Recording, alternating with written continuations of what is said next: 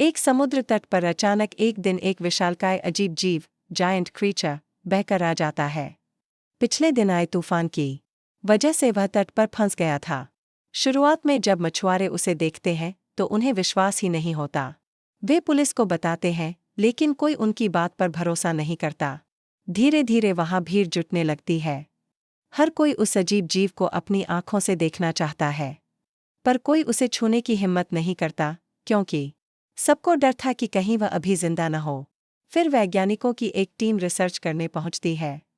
उनमें से एक वैज्ञानिक, स्टीवन, उसके हाथ को छूता है। उसका हाथ इतना बड़ा था कि उसमें पानी भरकर वह तालाब जैसा बन गया था, जिसमें छोटी छोटी मछलियां तैर रही थीं। लेकिन कुछ ही दिनों में लोग उस जीव से खेलना शुरू कर देते हैं। बच्चे उसकी बॉडी पर स्लाइड करते, लोग उसके ऊपर चढ़कर मस्ती करते। धीरे धीरे वह सम्मान और डर मिट गया और लोग उसे एक एंटरटेनमेंट की तरह देखने लगे। तीसरे दिन स्टीवन वापस आता है। अब वह देखता है कि जीव की बॉडी सड़ने लगी है, उसका मांस गल रहा है और कीड़े मकोड़े उसमें घुसने लगे हैं। फिर भी लोग उसकी लाश से खेल रहे थे। समय बीतता गया और आखिरकार वह जीव पूरी तरह सड़ गल गया। उसके अंग काटे गए, बांटे गए और लोग उसे भूल गए। Backhand index pointing right. यह दृश्य असल में हमारी जिंदगी का आईना है। जब तक इंसान जिंदा रहता है, लोग उसे याद रखते हैं, उससे फायदा उठाते हैं। लेकिन जैसे ही इंसान चला जाता है, कुछ ही दिनों में सब उसे भूल जाते हैं। अब मूवी का दूसरा हिस्सा, एक कपल, रो और गेल, नया घर लेते हैं। जब वे फ्रिज खोलते हैं तो उसमें बर्फ के नीचे एक अजीब सा मिनी वर्ल्ड छिपा होता है।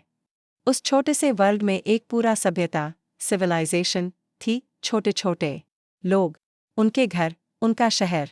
शुरुआत में यह सभ्यता बहुत साधारण लगती है, लेकिन जैसे जैसे कपल बार बार फ्रिज खोलते हैं, उन्हें हर बार इस वर्ल्ड का नया रूप दिखाई देता है।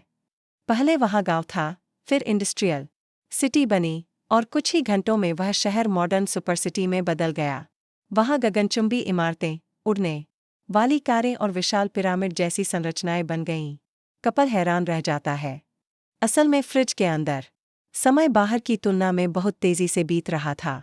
बाहर 1 घंटा, अंदर कई साल। फिर एक दिन कपल देखता है कि यह सभ्यता अपने आप नष्ट हो रही है। बिजली, आग और युद्ध से सब कुछ खत्म हो रहा है।